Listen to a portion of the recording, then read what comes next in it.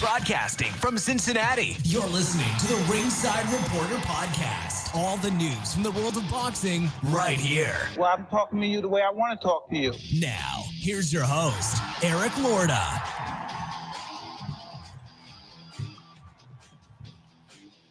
And we are live. Welcome to the Ringside Reporter show, where we talk about the latest boxing news. If it's related to boxing, we'll talk about it here. My name is Eric Lorda, and I'm here with my co-host, Joe Habib. We got a great show for you today, and if you want to call and ask questions, 323-870-3857. Let's get started with DAZN. Beeb, the main event of the weekend, Gabe Rosado versus Gilberto Ramirez. We talked about this fight all week, and we thought, it's probably a mismatch. We didn't want to see Gabe Rosado in there. Turns out we got our wish. This was supposed to be the main event. The fight was canceled the night before. Ramirez came in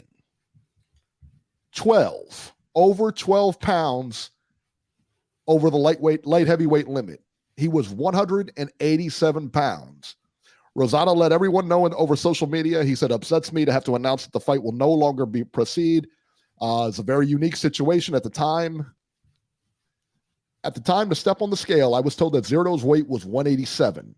We gave him a grace period of 2 hours to drop weight, coming in at 183, still 8 pounds over her agreed weight. I am disappointed after doing my part, but I'm thankful to everyone who supported me throughout this camp, end quote. Babe, this is a big deal. I mean, how on earth do you miss weight by 12 pounds? 12.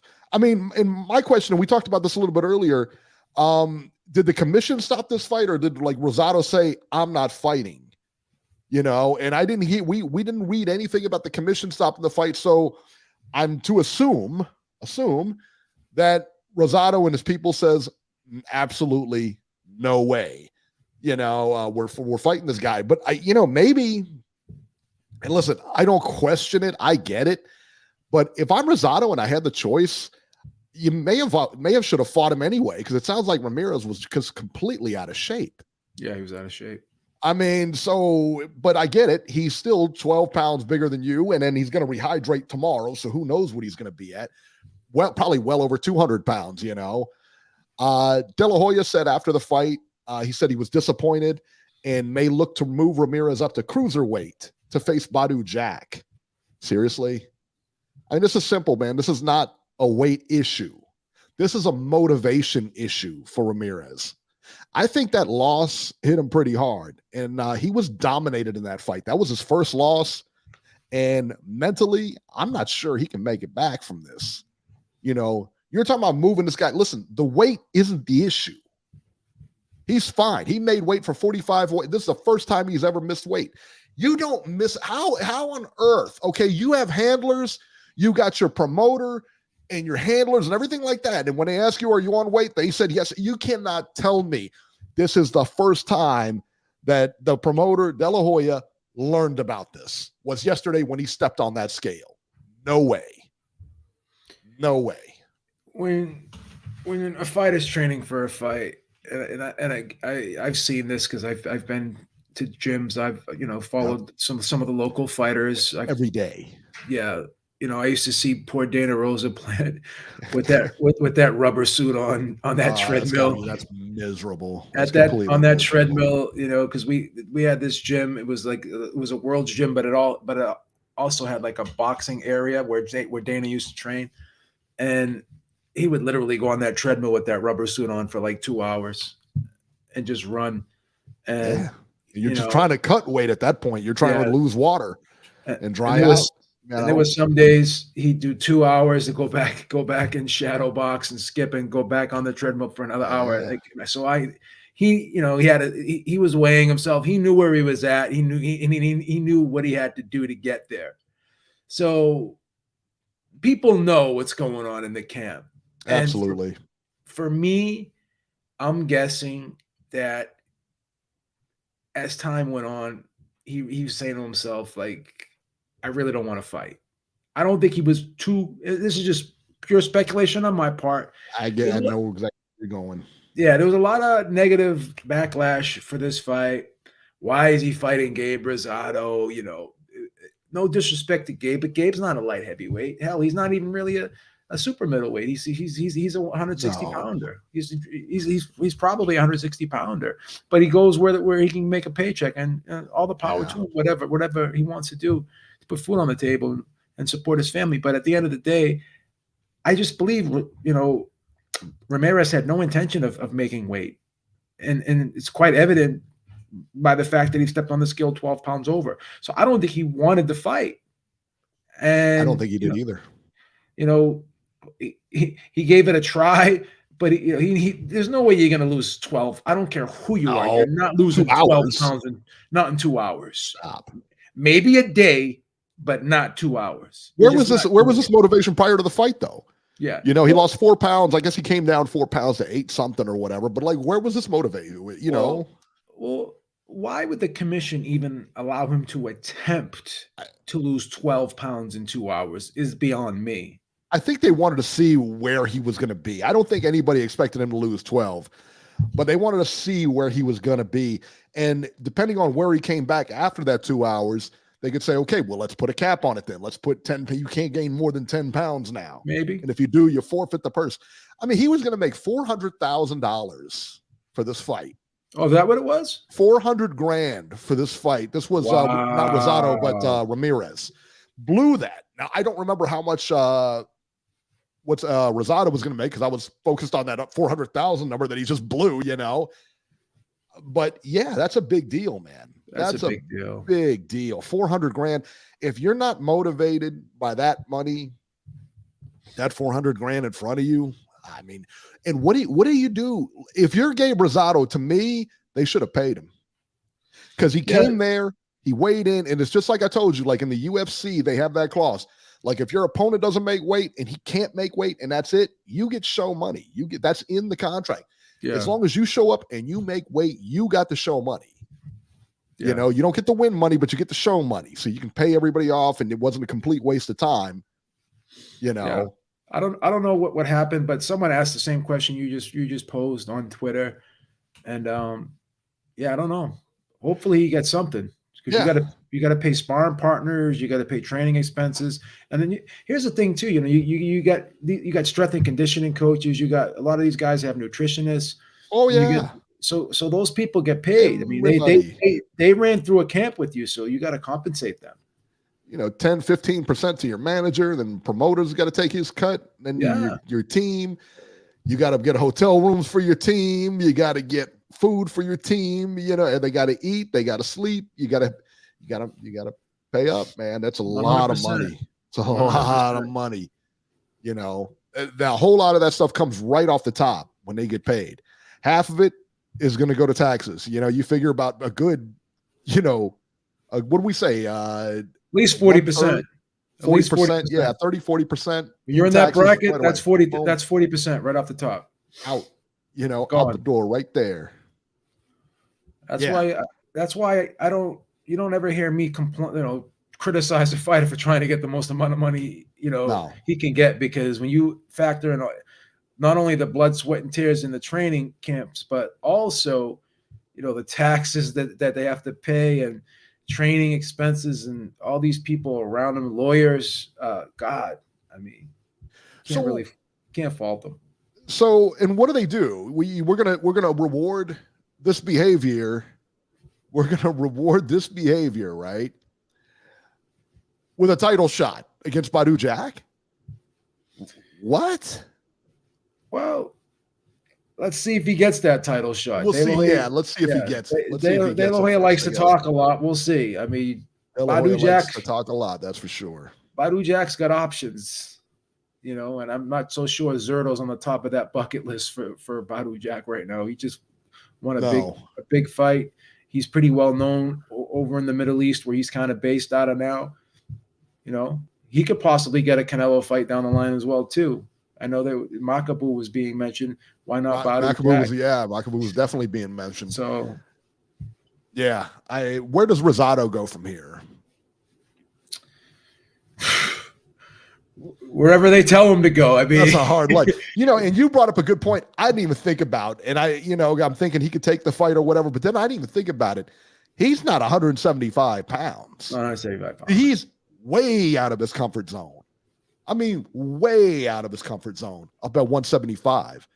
And then to fight a cruiserweight, the next night, I get you. I get you. I see where you guys are coming from, man. I don't listen, like I said, man, I don't hate it, but I'm just saying I think he probably he would have had a really good chance to win because I think he was out of shape. And I think he may have, You have to question how hard Ramirez trained for the fight, and I hate doing that. You have to question it. You have to ask yourself that. Then you have to say, well, I mean, if he's trying to, he's trying to come down and for that 2-hour period, and what did he lose? Like 6 of those pounds? How much actual pounds did he actually lose? 4. Like 4. All right. So even then, I mean, he's trying to lose some weight at the last minute. That's going to have an impact on him. But yeah, here's the thing, bro. If he weighed in at, what did he weigh in at? 182, you said? Oh, 183. 183 he weighed in at? Yeah. So that's the day before, right? So now you imagine when he rehydrates, has that 36 hours, he's entering that ring at 200-something pounds, bro. At least. That's insane. At least. That's insanity. And Gabe is probably going to go in there at 180. Maybe. Gabe would be giving up. If that, yeah, you're right. Gabe would probably, because that's not his weight. Again, that's not his natural weight. I would think Gabe walks around at about 175 pounds, maybe tops 180.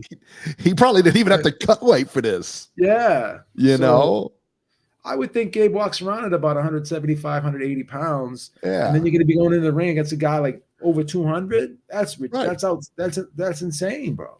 That is. It's crazy if you think about it, to go in that much, that heavy. Like I said, that's a good 25 pounds difference. Yeah. That you're going in on fight night. So yeah, listen, I don't care how out of shape the guy is. The guy will be in shape to go at least 5 rounds. Let's put it that way. He'll be in shape enough to go 5 rounds. And you're gonna, listen, man, Gabe can cut up, Gabe can, I don't know. Does he really? Listen, I don't know. Gabe strikes me as a guy who just loves to fight. Yeah, but if you're fighting this far into it, you got to think that, like, man, can't you do something else? Like he was in a couple movies and stuff like that, man. Go that route, man. Stop. Gabe's a great commentator too. He's done some shows for DAZN. Gabe is a very personable. He really is likable guy. He's got really good takes on the sport of boxing. He's smart. He knows the game, and he doesn't need to do this. Yeah, because he's just there. You know what I mean? Yeah. He's not what he once was. He's not the same guy he was 10 years ago, 5 years ago, whatever. And none of us are. But that's what you have to keep in mind. None of us are. So you thinking you're still at that same level as you were 5 years ago. I always love when I hear people say, I'm in better shape now than I was when I was 20. No, you're not. No, you're not. Guarantee you're not. I can care less. Maybe you were 300 pounds when you just went. You're still not in better shape than when you were 20. I'm not the same guy I was a year ago, man. I'm freaking losing it by the day. I'm not the same guy I was 2 weeks ago. You know what I mean? Christ's sakes. It's going fast, Beeb. Tell you what. So what does Golden Boy do? They move the co-feature to the main event. Joey Diaz Jr., easy for me to say, versus Mercedo Hesta. I wasn't real thrilled with the main event of this card, and I was even less excited about this one, man. I ended up watching the UFC main event and then caught this one a little bit later. Mercedo Hesta upsets Joey Diaz by the scores of 99-91, 98-92 for Gesta, and 97-93 for Diaz. Scores were all over the place. I kind of fell in that 97-93 Diaz range. You had a little bit closer, B. Why don't you tell us what you had? I had it 96-94 for Diaz, and I thought this was a good fight. I could see this as 96-94 either way, or maybe 95 a draw. I thought it was a close fight.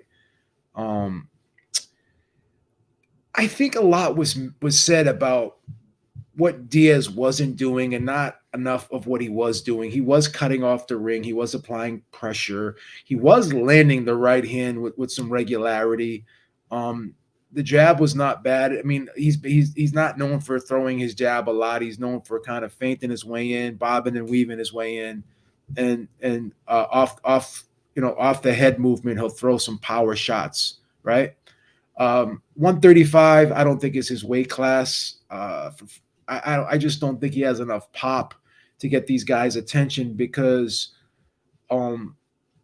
these guys are bigger than him and they're stronger than him. And Gesta's not like a physically strong guy, but early in his career, Gesta was that guy who was the aggressive, come forward guy. But in this fight and last couple fights, he's moved a little bit. He's kind of stuck and moved more. He's become more of an ambush fighter, like Manny Pacquiao was, right? So he's not standing in the pocket as much as he used to. He's in and out. He moved, but in this fight, he was moving well. But you had you had to kind of look at it and saying, was this by design or is he being forced back? And I kind of got the sense that I think Diaz was applying good pressure. He was pushing Gesta back. Gesta did have his moments, with the left hand. He was throwing some good shots to the body. But I do think Diaz was the aggressor, pushing him back. I did see in some spots where Gesta did look uncomfortable. I thought the body shots of Diaz were tiring him out a little bit. JoJo kept coming forward. But again, JoJo is landing quality shots against these guys, and he can't get them out of there. He can't slow them down, right? He looked like he was hitting pretty hard too. Yeah, and the problem with JoJo too is like back at 130, 126, he would hit these guys and he would get a reaction. He would freeze them in their tracks. Now he's hitting them, and it's almost like he's like looking at them like, damn, like this guy's not going anywhere. So it's like he'll hit them and he'll just be kind of like almost have that incredulous look on his face, like the guy's still there, So I noticed as he's moved up, the volume of him has gone down a bit. Right. And if you don't have power, right, if your power is not what it was at the lighter weight classes, then you have to compensate that with more volume. And I know it's harder sometimes as you move up in weight to throw the same amount of punches as you threw when you're in the lower weight classes. But, you have to come up with something here. So if you can't throw the same amount of punches in lower weight classes as you're throwing now at 135, and you don't have the power to make up for that lack of volume, then you're at a loss, right? It's a net loss, right? So that's where he's at, right? He's slowed down the volume a little bit, and he hasn't made up for that lack of volume with power, right? Because the move up in weight has not made him stronger physically and did not help him in the power department. He's basically the same fighter with less volume and less power. So it's just not going to work. Yeah, I agree. And I 99-91 for Hesta? Yeah, that's kind of for wide. real? Like, what were you watching? That's kind of wide. I don't care if you got him winning. I mean, everybody had it all over the place, but 99, you didn't give Diaz a round? Yeah. He was pushing him all over that ring, man. What do you mean you didn't give him a round? Yeah. You crazy? Yeah, Diaz was doing well with his right hook, man. Yeah. He was doing well with his right hook in this fight. And he was placing it to the body very well too. I thought he did well. Again, Gesta is a solid guy, right? He's a kind of like a bottom top 15 guy at lightweight. He's not a horrible fighter in his own right either.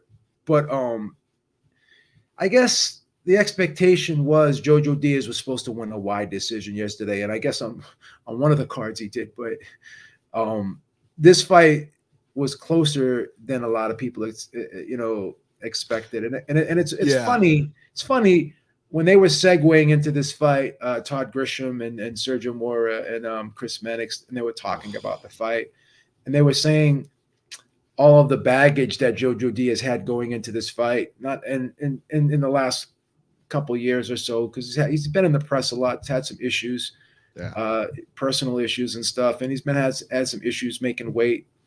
And just a lot of things swirling around in his head, right?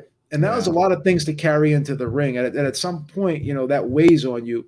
And when they were saying all this, I was like, damn, I was tempted to put a little money on Gesta, but me being the wimp that I am, I took that bad beat in that parlay I told you about earlier, and I couldn't pull the trigger because I was tempted, man. I know I'm Monday morning quarterbacking it now, sort of like how Robbie does every week when he calls in. But here's the thing, man. Oh my God! Like he was like a 3-1 underdog. Gesta in this fight. Oh man! So let me tell you guys what happened, man. Boxing. Thank you so much. He said, "B, what happened to Jerry? Has he been ducking you?" Eric put him in a body bag, man. The king of Baltimore, baby. I'm the king of Baltimore. Bodied him, son. You don't come back from that. What Eric did to him, man. Hey, what are you gonna do? You know, you don't come back to that. So Beeb texted me yesterday, and he said, "Who do you got winning this fight? You got for the UFC, the Usman and Leon Edwards, Kamaru Usman, Leon Edwards." I said, "Man, Usman's gonna crush him." I said, "This fight ain't even gonna be close, man." I said, "Usman won the first one, hands down. He won. Edwards won the second one by knockout in the fifth, but for 4 rounds and like maybe 3 minutes, he was dominating that fight. You know, Usman was dominating that fight.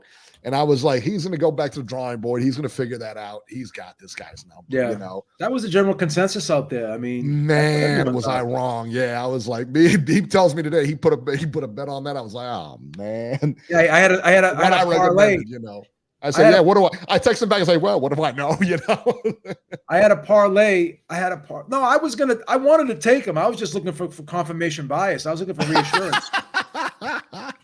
Well, you know what you do? You call me and you ask me who I'm betting on, and then you just take the exact opposite. That's how you guarantee yourself a win right there. That was the right play. I got like a plus 165 on that 3-fight parlay, man. It was a good one, man. It's all right though. Oh man. We got to take the losses with the wins, man. Take the bad with the good, you know. Got to deal with it. Let's see here. All right, so now I don't know if this fight was televised or not. I had zero interest in it. It was in the UAE in Dubai. Jarrell Big Baby Miller versus Lucas Brown, the clown show. Jarrell Miller wins over Lucas Brown by 6-round TKO. Now, so check this out. Jarrell Miller, Lucas Brown weighed in at 277 pounds. Entirely too big for a heavyweight, unless you're, 6'9" or 7 feet, Big Baby Miller, 333 pounds. Functional 333. He's the Functional. he is the new Butterbean, son. That's who he is, the new Butterbean. Please. I don't even know if I can call him the new Butterbean. I heard a new Butterbean dropped a whole bunch of weight, man. I heard he's like pretty slim now. I think it was on Pro Box. I think it was on Pro Box TV. I saw some highlights of it, and it was just. Yeah. Did you see the punches Jarrell put him out with in the 5th round? I think it was in the 5th before the 6th. Yeah. Haymakers and I'm like, what in the world am I watching here, man? Yeah, it was sad, bro. It was bad. It was pretty bad. How Lucas Brown is still sanctioned to fight is beyond me. Right. And again, no disrespect. I take my hat off to anyone that gets in that ring, but yeah, this guy's gonna get hurt, man. He's gonna get hurt. Yeah, I mean, and Jarrell Miller's not gonna be much better because and I said, well, who on earth would put him in a main event after everything he's been through? He's high risk. He's high risk. Very much, yeah, very much. And it was a promoter called Hardcore Boxing, Jesus. Whatever they do. And I don't know if they do, they got to do legitimate bouts because their undercard was actually, Joan O'Carroll versus Miguel Mariaga was on that undercard. That's not bad. I mean, those two are quality pros, it wasn't like they're, So I wanted the drug testing protocol in the UAE, what they do. Guaranteed there was none. But I'll be honest with you. I think he was clean because he sure didn't look like he was on any kind of PEDs to me. I mean, if you take a look at him, I'm like, if you're on PEDs, you ought to switch up to Trent or something like that because what you're on ain't working, my man. He's the most in shape 330-pound man I've ever seen in my life. He is functional. I've been telling you that for years. Functional 330. He is a functional 333. I don't know that there is such a thing, man. I'll be honest. I don't know that there is such a thing as a functional world-class athlete at 333. Give the man his respect. Little Penny says the Middle East needs ring card girls. Yeah, I don't think you're going to see it, man. I just got that funny feeling, man. Just got that funny feeling. On that undercard, John O'Carroll won a unanimous decision over Mariaga. Almost a shutout here, 100-90, 99-91, 98-92. Definitely one-sided fight here. All right, let's go to the upcoming fights here, and we're going to break down that Caleb Plant fight here in a minute. Thursday on ESPN Plus, March 23rd from Canada at 7 p.m. on a Thursday, though. Thursday fight. Christian Mobili versus Carlos Gongora, 10 rounds, super middleweights. Simon Keane versus Eric Molina, 10 rounds, heavyweights. Who is this? This isn't Golden Boy, is it? Not sure. Could be it's in Canada. I don't know who. In Canada? Okay. Yeah, I don't know. Well, who's that? Jim? Was it Jim? Yeah, that guy that promoted co-promoter of Pascal. Yeah. I heard Pascal got smashed this weekend too. Yeah, he had a fight. He got smashed this weekend. Yeah, Thursday. He fought Thursday as well. Yeah. He got Von Michel. Thank you, Dale. That's it. That's it. Yep. Thank you, Dale. Thanks, Dale. Dale's always on it, man. Saturday from Fresno, California on ESPN Plus, Jose Ramirez versus Richard Comey, 12 rounds, junior welterweights. That's interesting. It's interesting. I'll watch it, you know.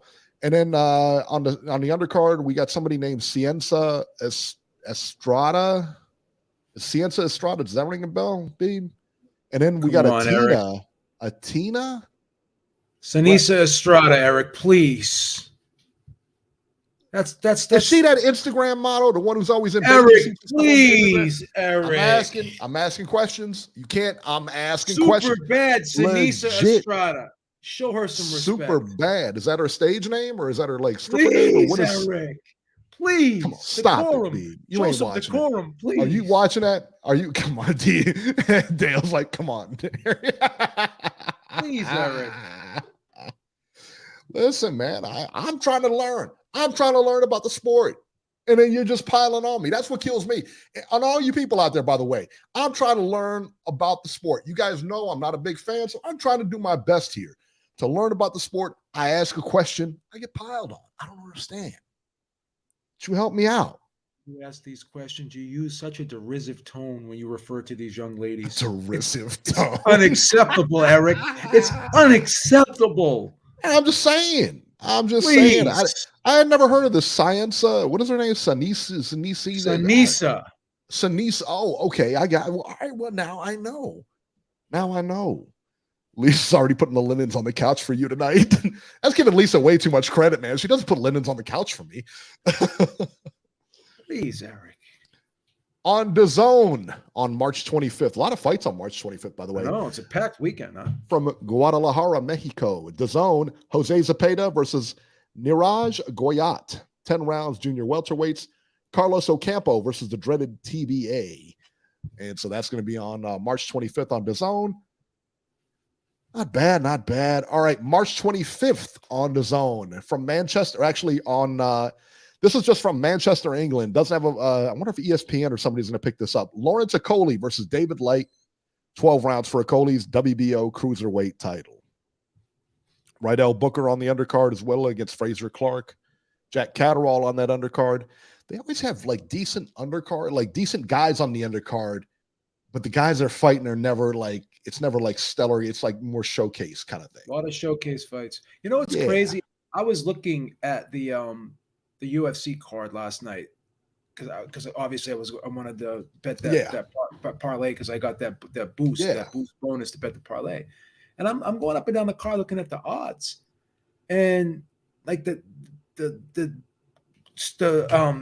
biggest odds in that fight are like 3-1. Like they're all the card like they're like 2-1s plus 150s. Like they're all competitive fights on the card. They really are. Yeah. So when you look really at boxing, man. Then you flip it over to boxing. Minus 3,000, minus 1,500. It's like boxing just can't get it right with the matchmaking, bro. No. It's hilarious, bro. Yeah. Crazy. I don't know, man. There's a big difference, but I tell you what, as far as pay-per-view quality, there's a big difference. When there's a big fight, like I could have bought the fight last night and I wouldn't have been mad about it. Yeah, you know what I mean? I bought the Jones fight. 2-to-1s, 3-to-1s, Yeah. plus 150s, 50-50s.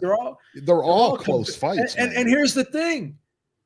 Usman was like a 3-to-1 favorite, like a plus. I think it was like a plus 280, like plus minus 280, minus 300, 310, depending on where you went. And what happened? Like the underdog won. Like you like the underdogs also are live in the UFC because there's so many ways to win.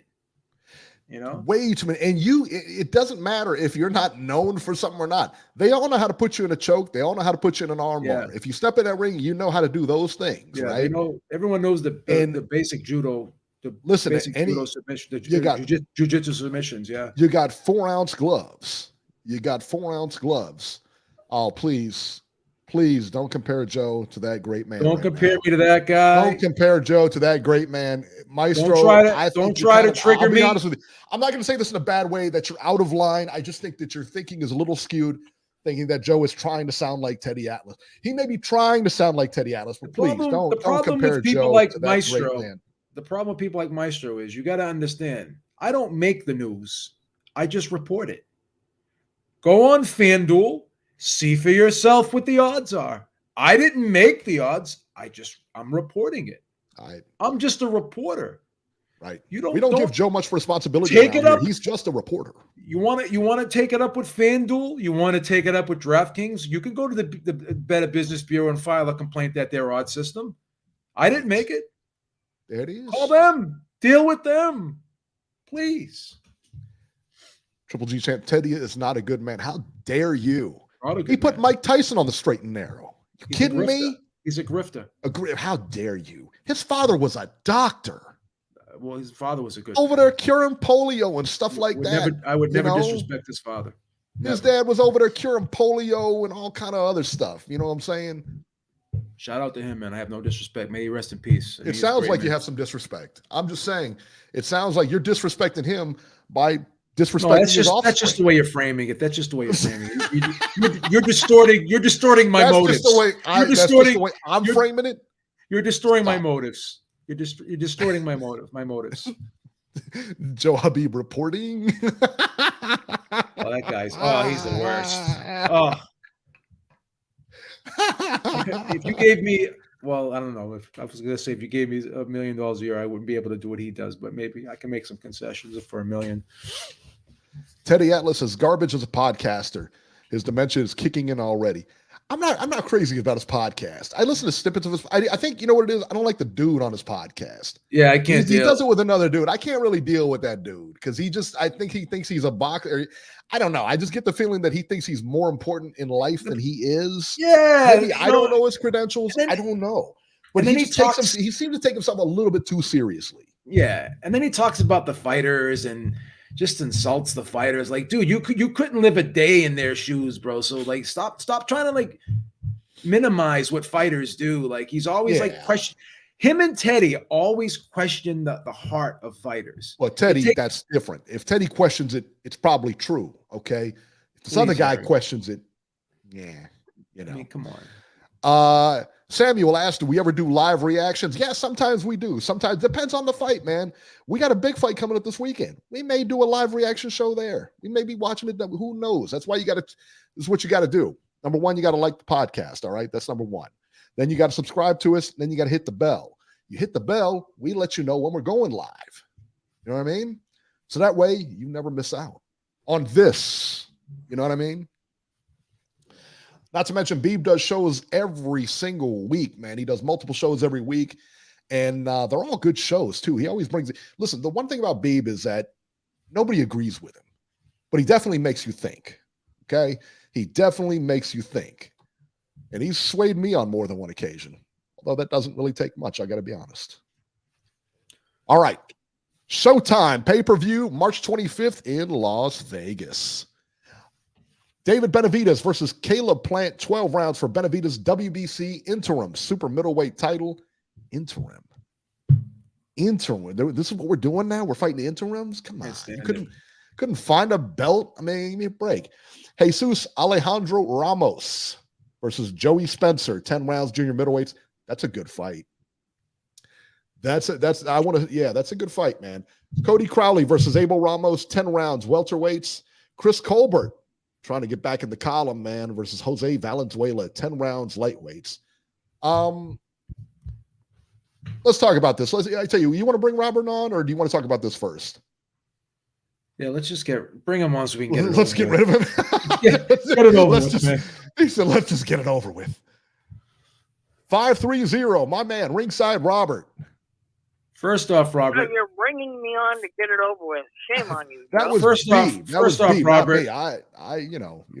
Robert, I don't have anything prepared this week for you, so proceed. Well, you get a break this week. You get the week off from my wrath.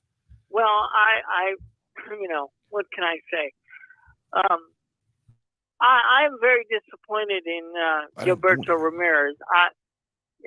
12 pounds overweight. I knew he was overweight, but I didn't realize it was 12 pounds. That is utterly absurd. I was willing to give the guy a break when I first heard that he was overweight, because I figured, as big as he is, I didn't know how he made 175 anyway. But when you guys came on and Eric said he was 12 pounds overweight, that's a fighter that didn't care about training and didn't really want to fight, and you want to reward him by moving him up to cruiserweight and giving him a title shot. If I'm Badou Jack, I've got other options. If this guy goes up to cruiserweight, I make him wait for a title shot and prove that he deserves one. That's absurd. I agree. 12 pounds, and then he's down 8 pounds. And it had to be 8 pounds and some change. You know what I mean? He didn't drop an equal amount. You know what I mean? You never drop that. You always that and some change. So you never hear of a fighter. How much weight have you ever heard a fighter lose when they're overweight? You're not going to lose 12 pounds in 2 hours. That's absurd. Robbie. I would think the California Commission would have put a stop to this. Anyway, go ahead, Robbie. Joe. What's the most amount of weight you've ever lost? I don't have a weight problem because my weight problem is the opposite of Gilberto Ramirez. I can't keep weight on. What's the most amount of weight you gained obvious in 2 hours or a day or whatever? If you and I went to the Yucatan buffet, which is a phenomenal Chinese buffet, how many plates? It's beautiful. How many plates could you? Isn't that a place in Mexico though? The Yucatan? You ruined it. When I was younger, I used to go to several buffets, and each time I'd go, I'd eat at least 2 plates, But I'm a I can small eat 3, dude, Robert. so I can eat 3, so you can't beat me. I've never had a weight issue. Go to El Coyote. It's the best Chinese What's the most amount of calories? Yeah. What's the most amount of calories you've ever eaten in one sitting, Robert? I'm just curious. I would have no idea. Well, I would have no idea. I don't know how to measure all that. Go on fitnesspal.com and type in the things you eat for a day, and I want to know. My FitnessPal. But continue, Robert. Go ahead. I'm sorry. I need to interrupt you. But anyway, as far as the pay-per-view fight goes, I like David Benavidez, and I think he's going to dominate Plant, and I think he's going to win it easily. Wow. Robbie, is he going to win by knockout? I think so. I really every think time so. Every time you and Robert are on the same page, the bet always comes in. Yeah. Thanks, Robert. I needed that reassurance. He needed that. Yeah. Hopefully, Robbie's bet comes in for you. Mine, don't listen to me. And I'm a little upset at the zone yesterday. I was able to watch the UK card with no problem, no internet issues, no nothing. It worked like a charm. I tried to watch the card last night, didn't work at all. And I tried to replay it this morning, same thing.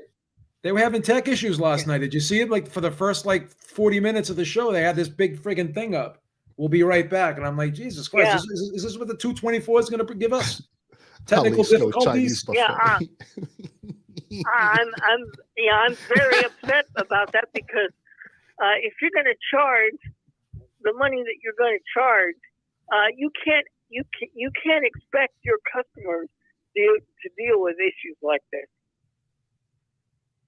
Thank you, Robbie, for that public service announcement. I'm sure they're making notes. I wish we could get. We'll send them your regards. I wish we could get the head of DAZN or somebody that works for them on the podcast so we could ask them questions. We got Steven Espinoza before. He's a friend of the show, baby. He's a friend of the show, baby. Why not? Well, anyone can do that. We could do it, Robert. Can we get the head of DAZN on the show? I got things to do, my man. I'm busy. I'm a busy guy, Robert. I mean, you think I got time to track down all these dignitaries? I don't. I gotta eat at the Guadalajara. I gotta eat the Guadalajara Chinese restaurant next week. Hey, Eric, you give me a way to contact them. I will. Oh, I'm sure they'll pick up for you, Robert. Ringside Robert. Just like you know people in Las Vegas. Let me understand this for a minute. Let me just understand this for a minute, okay? We can't get in contact with him, but I give you the number. You're the magic touch. You're gonna get it. This kid just figured out how to use his iPhone last week, and now he wants to make calls. Get him out of here, please. Tell Mrs. Herrick that defamation suit's going to be filed. She'll be getting a deposition in the mail very soon. Stop it. Where do you think? Yeah, dream on, Joe. Dream on. That's like Donald Trump actually getting arrested. That's not going to happen. Oh, that's fake news, man. That's fake news. That's fake news. He ain't getting arrested. That's politically motivated, and he'll never get arrested, Robert. He ain't getting arrested, son. Stop it. Exactly. His boy did time for that whole thing. No, you know what? I like David Benavidez, and I like him big. And you know what? Canelo's got to get off his high horse and say, well, I don't want to fight another Mexican. Well, brother, I hope you're forced to fight him because he's good enough and he deserves the title shot. Oh, that's not nice. He's just trying to feed his family, Robert. You're taking shots at Canelo for. What did he ever do to you? Yeah, what did he do? He didn't do anything to you. Well, guys, he's made the statement, Joe, he doesn't want to fight other Mexicans. Well, he's fought everybody else. I mean, look, he's fought everybody else. I mean, you can't listen to that. Stop, man, because you cannot knock his resume. You're taking him out of context, Robbie. Like you can't knock his resume. You're worse than TMZ, Robbie. No, look, Trump going to be doing time. He's a great fighter. he's a great fighter. But David Benavidez, if he becomes the mandatory, is Canelo going to drop the belts because he doesn't want to fight him? Robbie, I don't know. I mean, he's probably. I mean, who knows? Maybe he moves up. Why are you assuming that Canelo's not going to fight, dude? Man, why are you assuming if they tell him he's got to fight, he's got to fight. But you know who's got the WBC in their back pocket? You know who's got the WBC in the back pocket? I'll give you a hint. It rhymes with cinnamon, okay? It's Canelo, son. I mean, it doesn't rhyme, but it's the same thing. Exactly. I got it. There you go. He doesn't want to fight him. Guess what? He ain't fighting him. Suleiman is going to do exactly what he says. That's the point. He's going to do exactly what he says. But no, I like David Benavidez, and I like him big. I think he. It's a late stoppage. Late stoppage, huh? All right, man. Yep. Shout out to the Boxing Voice. Thank you so much for listening. Let's see. We beat D-Style. Said Robbie is now making accusations, being xenophobic. Robert, how do you answer that? This is from D-Style. Hey, I express my opinion just like you do. You can come on D-Style and express yours. I don't have any. Now you're taking shots at D-Style because you're in California and he's in Texas. Now you want to flex. Out of here. Yeah, he's in El Paso, Texas, which is a good fight city. My old stomping grounds, El Paso, Texas. How about that? There you go. There you go. All right, Robert. We're gonna get running here. See you later. All right, my man. All right. So let's talk about this. First of all, Beeb, do you think the card is worth buying? What is it? $80? I think it's going to be around 75, 80 75, bucks. 75. What? That's the. I mean, we're going to buy it anyway. That's the worst question to ask someone like me. I know, right? I've purchased every pay-per-view since 1976. I mean, you're asking me, is it worth buying? I remember watching buy Ali and everyone. Holmes on pay-per-view, son. All right, I remember that. I was buying pay-per-views when they still had those wooden television consoles. You're asking me, is it worth buying? For me, yeah, I buy everything. I got a sickness. I told you that. This is a good enough fight, okay? And the undercard, it's got some star power on it a little bit. You know, they got some good fighters on there. It's a decent card. It's an okay card. It's not a pay-per-view. I'll tell you this. It's not a pay-per-view worthy card, but I will tell you this is a pay-per-view worthy fight. I will buy this. I like the fight a lot. Yeah. Yeah, I do too. Beeb would buy Roy Jones, Bobby Gunn too. You know, the only thing I'm gonna tell you right now, the only thing that stopped me from buying the Bobby Gunn Roy Jones fight is that DirecTV didn't carry it. That was the only thing. Yeah, I bought it. I know you did. We haven't been watching it, but I think it was like $30. I bought it. I think I bought it on the internet or something like that. They have it. I want to say I bought it on the internet.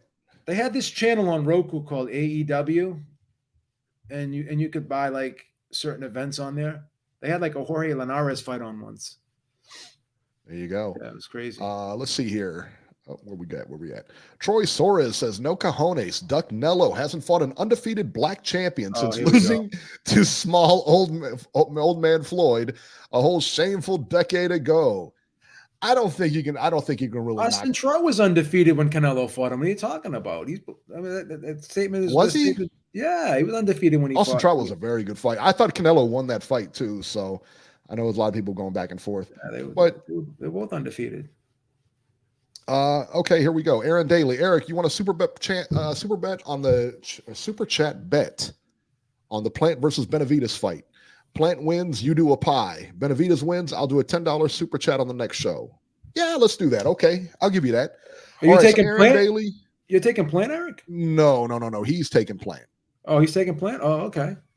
Plant wins, I'll do a pie. Yeah, Plant wins, I'll take a pie. Plant. Yeah, absolutely. He's taking Plant. Yeah, we'll do that. All right, you're on record, Aaron Daly. Yeah, we can do that. He wants to give us money. I mean, rather than do a pie, that just tells you right there how humiliating it is. Oh, believe me, I did the pie on your dome. That is the worst feeling in the world. He got cream pie right in his face, son. It was just dripping off him. You know what? He didn't seem to mind. I had people stopping me on the street saying, "Are you that idiot that put a pie in his face last week?" It's embarrassing, bro. The slurs that you had to endure. Oh, it's embarrassing. It was rough. I know this because I've heard what happens when you take a pie. Yeah, I don't know what happens when you take a pie, but I know I've heard things. It was really embarrassing. It goes out to you, Beeb. I know you're embarrassed. I'm surprised you came on the show today. I got to be honest. I thought after last week, I was like, I'm never going to see Beeb again. I was out looking for new co-hosts. I was out looking for new people. Then lo and behold, you showed up. I was like, wow. I'm under contract. I got to be. He's under contract. Well, I can break contracts. I didn't want to say I was going to sue you, but I didn't want to. I would have to come to go to that. You know what I mean? That extreme. It's like the No Jumper podcast. All those guys walked out. Do you see that? The what? The No Jumper podcast. Adam 22. All those guys walked out. Oh yeah. They walked out. They all walked out. I mean, he wasn't treating them right. He's talking trash. Wow. They all walked out on him. That's one where there was a fight on that podcast. Remember that where the pimp was on there? Yeah. That was hilarious. I hate that guy. Oh, I hate that guy. That guy Almighty. He always picks on the weak people. Like he would never do that to a guy anyone bigger than him or the same size. He would never hit him. No, of course not. Of course not. There you go. All right, let's talk about this fight, man. Caleb Plant versus David Benavidez. Let's break it down here. I'm going to give you some categories. We're going to talk about who's better in what category, okay? So, and then we'll talk about like who we got at the end, man. Speed. I'll go first here. I think Caleb Plant is obviously to me, he's the faster fighter here. I don't think that's in like too much of a question here, but I think he's faster on his feet, and I think he's faster with his hands. So the edge and speed has to go to Caleb Plant for me. B, what about you? I'm going to respectfully disagree. I actually think David Benavidez is faster than him. Really? Yeah. What, on the feet? On the feet and hands?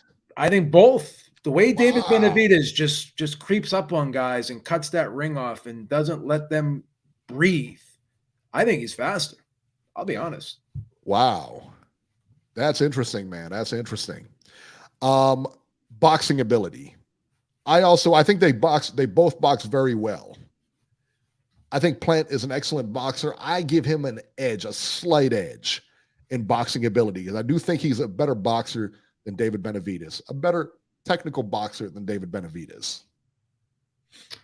I'm going to give that a wash. I'm going to say that's even because I'll tell you why. Like Caleb Plant boxes well from the outside. I think Benavidez is a much better inside fighter than Caleb Plant. So I'm gonna give that even. To be honest with you, I'm gonna have that a dead draw in that category. Wow. Okay. Power. I think this definitely belongs to Benavidez. He's bigger. He's stronger. He's going to hit Plant hard in there. And I'm real curious to see how Plant handles those hits because he's a big guy and what adjustments he makes once he gets hit. Because to me, that's going to be in the key in this fight because David Benavidez always adjusts. It's going to be up to his corner and he's got a good one, but they're going to have to adjust during that fight. Yeah. Chin, I think Benavidez easy here. I think you have to just go with what you've seen. I've never seen David Benavidez get knocked out. He's got a pretty solid chin. We've seen Plant get knocked out. You know what I mean? And we've seen Plant get hit. We've seen Plant get staggered. Yeah, that doesn't mean he's got a glass chin, but if you're asking me, Plant looked a little shaky in that Uzcategui fight when he first won the title. I thought he got hurt late in the fight. I thought he lost the last 4 rounds. He seemed like Uzcategui's pressure was bothering him in that fight. So, there you go. Aaron Daly says we've seen Benavidez hurt too. That's true. They're fighters. We're going to see it. X Factor. B, what's the X Factor here? I'm going to be honest with you. I think the X Factor here is twofold. I'm going to say Benavidez has that killer instinct, right? He has that killer instinct. And you mentioned chin. But Benavidez also has phenomenal stamina. And he can continue up with that fast pace and volume later in the fight where Plant tends to fade. So that works hand in hand with the killer instinct because as the fight goes on, Benavidez becomes more aggressive. He wants to take your head off, and he has the stamina to keep up with that killer instinct and that volume and that pressure. So as the fight goes on, the longer it goes, the worse it is for Plant, in my opinion. And I'm predicting a 9th round stoppage in this fight. And I just think that Benavidez will put that pressure on Plant, not only just the physical pressure, but as Paulie Malignaggi likes to say, the mental pressure. And where that mental pressure comes in is, I'm doing everything I can in my arsenal, throwing everything but the kitchen sink at this guy. But guess what? He's still there. He's still coming at me. That breaks a guy down mentally. It has to. It has to. When you throw everything but the kitchen sink at somebody, when you drop that bomb on that person, and then you see the big puff of smoke, and you're like, damn, okay, he's not going to be there when the smoke clears, and he's still there. Right. That's a very, very demoralizing, debilitating, just a horrible type feeling that I couldn't imagine a fighter experience. And that's what I think is going to happen. That's what I think is going to happen here. I'll tell you, my X factor here is Benavidez and the pressure that he's going to put on Plant. Yeah. That to me, that's the biggest question in the fight is whether or not Plant is going to be able to handle that type of pressure. Because he's going to come forward. He's not going to take a step back. He's going to keep coming forward. I like Plant, man, and I would love to see him win the fight. Hey, fun of the show. Why not? But I just don't see him getting past the power and the pressure of Benavidez, man, especially after seeing the Canelo fight. I think that's a good measuring stick of what you may see in this fight. I can't imagine that this fight will be that much different. I got to be honest, man. It's just the pressure that Canelo, you know what I mean? I think, and I wouldn't be surprised after the 6th round, the fight's tied 3-3 going into that 7th. But as we go into those middle rounds, as we go, I think again, man, you're going to see Plant that pressure get to Plant, and then all of a sudden you're going to see that separation there. So you think that Benavidez can do something very similar to what Canelo did? You can see that. You can see the kind of him emulating that type of strategy against Plant, and it working for him as well. Yeah, I agree. I think so, and I think Plant is going to be very sharp in the early rounds. Mm. And I think you may watch this and you're like, wow, what am I watching here?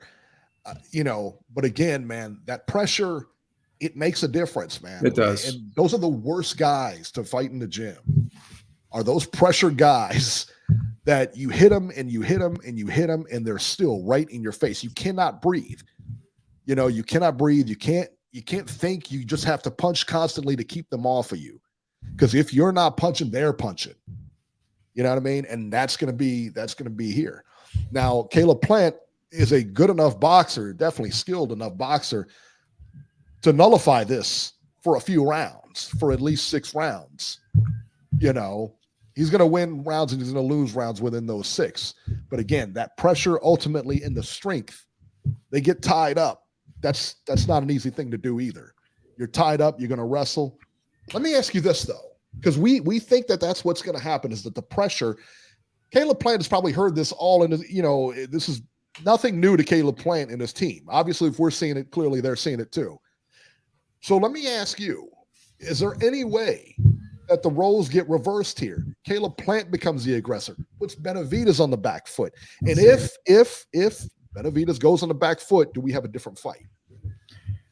Well, if you look at the Graville fight, the first one, Benavidez did get hurt in that fight, and then when he got up, he boxed. So again, I think Benavidez is very underrated in terms of his versatility and what he's capable of doing, because everyone looks at David Benavidez and just says he's this aggressive pressure volume punching guy with some decent power, right? But they don't realize this guy has been through the amateur ranks. He's well schooled. He's been boxing since he was a young man, like a child, basically. He's been boxing, I think, since he's like 8 years old or something like that. So he started very young, and he's been in the gym with a lot of well-seasoned pros. And like, as I said, it rolls up through the amateur system. So I just don't see that. And one thing I've also forgot to mention too is he's bigger, I believe, and I think we both agree on this, that he's bigger and stronger than Caleb Plant, right? I think he is. Yeah, he's 6'2". Caleb Plant is 6 foot. He's got a big frame, though. Guy. He's got a very big frame. He's got a very big frame. He's easily going to be a 175-pounder, maybe possibly at some point a cruiserweight in his career. He's very similar in size to Gilberto Ramirez, if you really think about it. He's a big guy. So I just don't see that scenario playing out that way. I mean, obviously, I don't know, anything can happen. But here's the thing, too. Like, Plant moves so much in the fight. And, I think he's just adverse to standing still in the pocket. He's not that type of guy that's going to really hold his ground. He's going to hit you and move, right? He's always that's just his style. He does not like to get in those exchanges. It's just not how he fights. Where Benavidez doesn't care. He will stand there and fight you. Plant's never really done that. People can look at that knockout he had in his last fight. Yeah, but that was a counterpunch. It was a counter. It was a perfect counterpunch. Moving back. That was like a trap that was set. Well, and Darrell wasn't, Darrell wasn't the Darrell of old. Yeah, and he's not the most formidable competition for Caleb at that particular time. Yeah, it's not like we were wondering who was going to win that fight.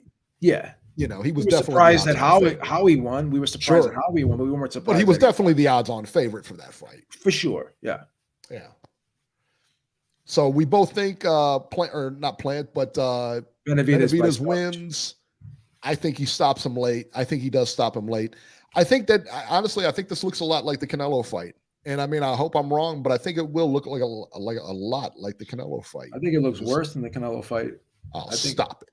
No, I think Benavidez is going to dominate him better than Canelo did. To be honest with you. So do you think? Okay, so my prediction is that first 6 rounds it's split. I think you can go. It could possibly 4-2 Plant, 4-2 Benavidez, 3-3, whatever, somewhere in there.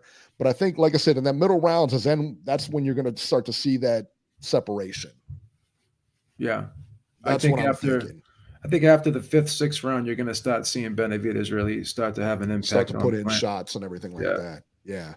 Because we've never really seen Benavidez dominated. You know what I mean? No. And we've never really seen that.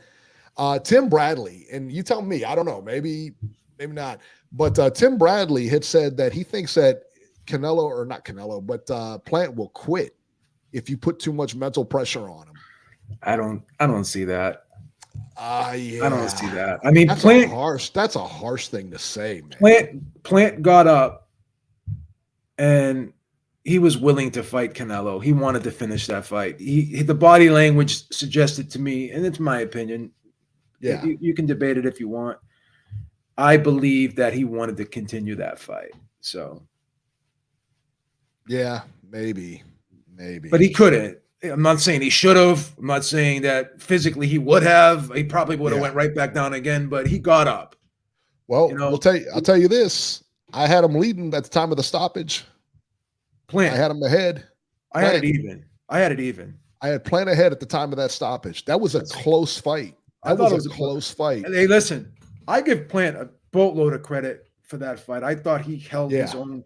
He definitely proved he belongs at that level. I don't care what anyone says. I mean, this is my opinion.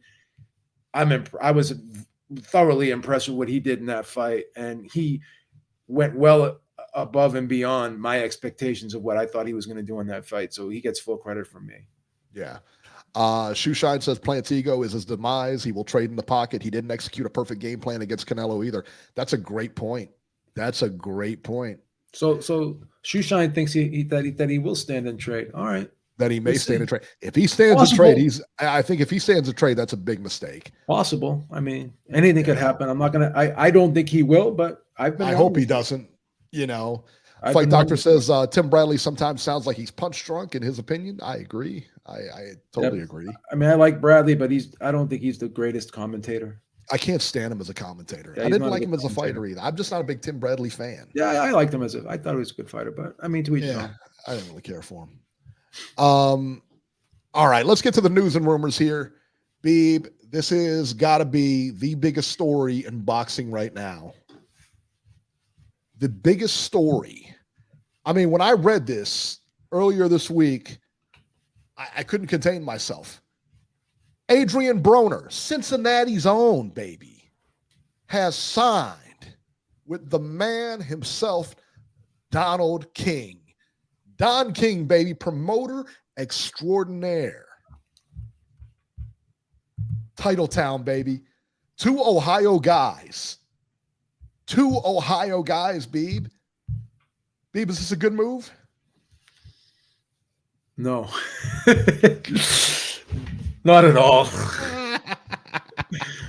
But when you exhaust all your options, I mean, yeah, what else do you got? Nobody ever starts with Don King anymore. They always finish with Don King, though. Yeah, sometimes the bad move is the only move, right? I mean, I'm just saying. Better to make this move than not move at all, right? I guess you're right, man. Eve says, what could possibly go wrong? Shoeshine says, was that real money or just hundreds on top? I saw that. Did you see the picture? It's got a picture of Don King in his office with Adrian Broner and money, like $100 stacks of hundreds all across the desk. Yeah, I used to use this term in the old days. Used to call people like cardboard gangsters that would rock around with the big fat roll. We'd be like, yeah, you got a $100 bill wrapped around a stack of ones. Yeah, right. That's what that was. Yeah, right. Broner was set to fight last month in Atlanta, but after 3 different opponents, he obviously withdrew. The event was actually scrapped. They couldn't get him another opponent, and Broner ended his relationship with BLK Prime really before it started.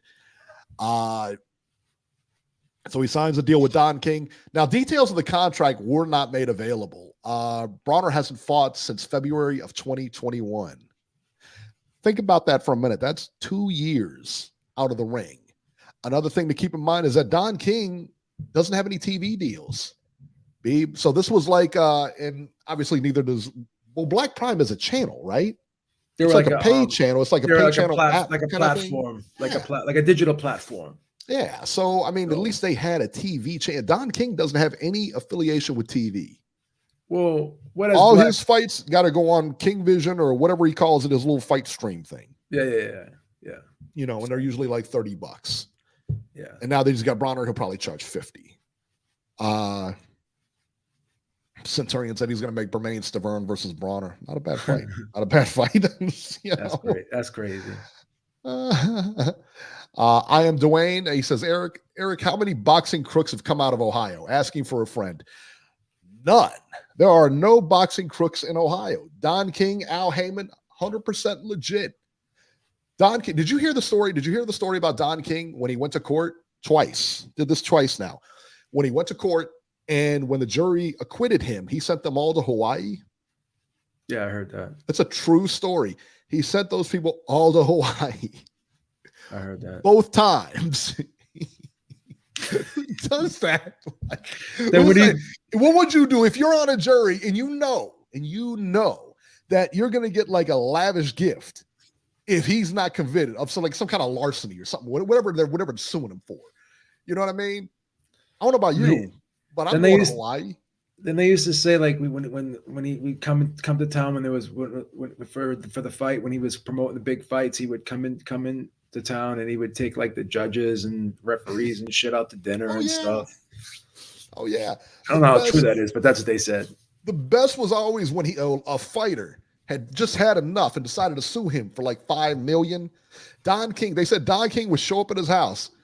That table that you saw in that with all the money on it, he would bring that in a briefcase, give it to him, like $500,000, like more money than you'll ever see, like in one place at one time.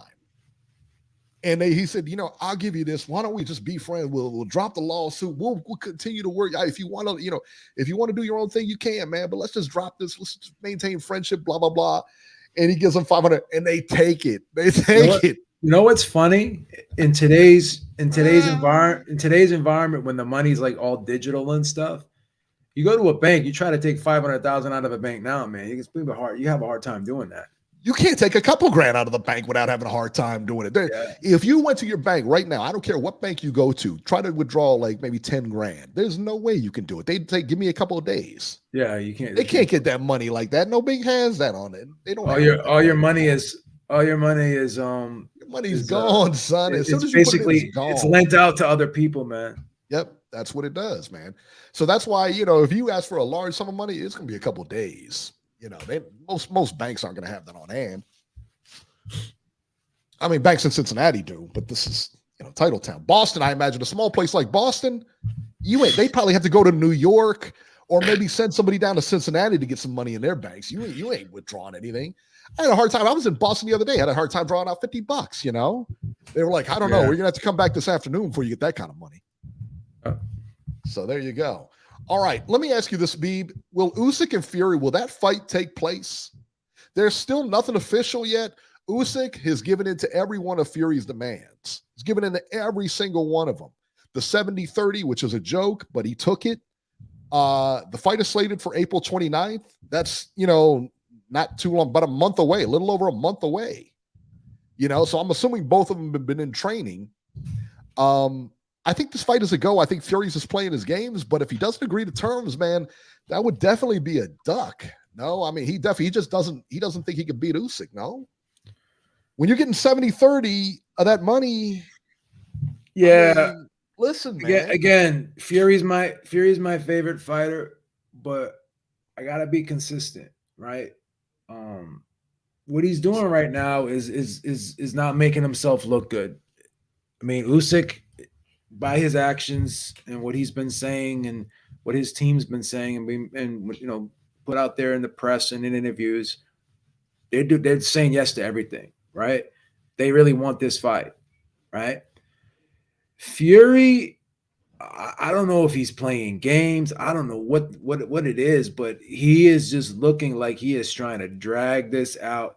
And again, the whole thing with the rematch clause, that that was probably in there right from the beginning, and he knew that was in there. But now all of a sudden, it's a problem. Now all of a sudden he doesn't want. Yeah, now it's a Yeah, problem. it's just like he's playing games, man. And this isn't a good look for him, man. In terms of like getting the people behind him, and you want to be the people's champion, and you know all this stuff. And I love Fury. He's, like I said, he's the best in my opinion. But if Fury does not fight Usyk, if this fight does not happen, it is going to be 100% his fault, and that's a fact. There's a difference between this difference between me and all you other guys out here who ride for your fighters. I mean, I have my favorites, but I call it like it is.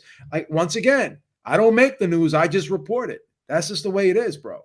Like, if this fight doesn't get made, it's going to be one person's fault and one person's fault only, and that's going to be Tyson Fury. And I'm saying that as much as I like the guy. You guys say I'm biased, I'm this, I'm that, whatever. I'm a fanboy. This fight, though, I got 2 Tyson Fury t-shirts in my closet. You know I'm a Fury fan, bro. I'm a Fury fan, right? It's going to be his fault if it doesn't happen. Now, best case scenario, I'm really, really questioning whether this fight is going to happen on April 29th. But again, my record of predicting when fights are going to happen is bad, right? Didn't want to say it out loud, but yes.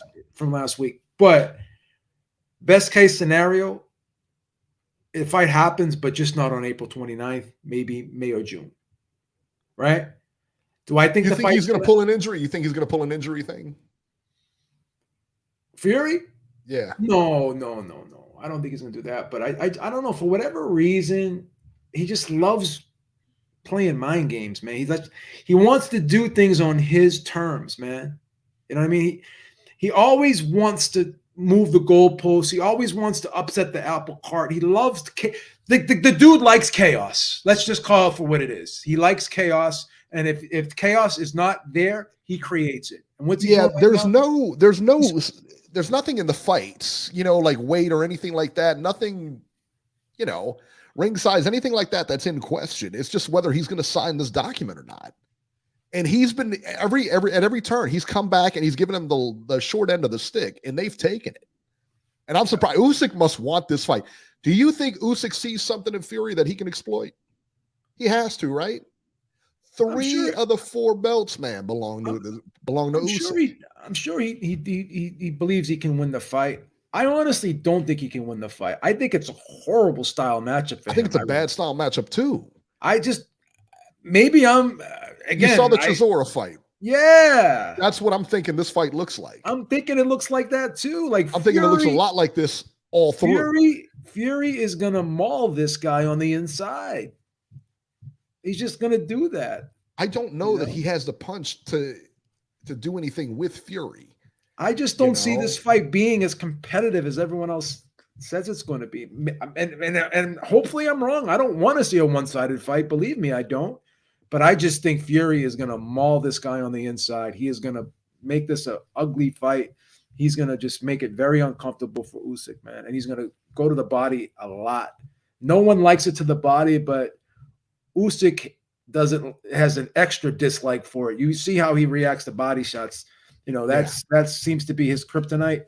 And I think Tyson Fury knows that, and he's going to probably try to exploit that.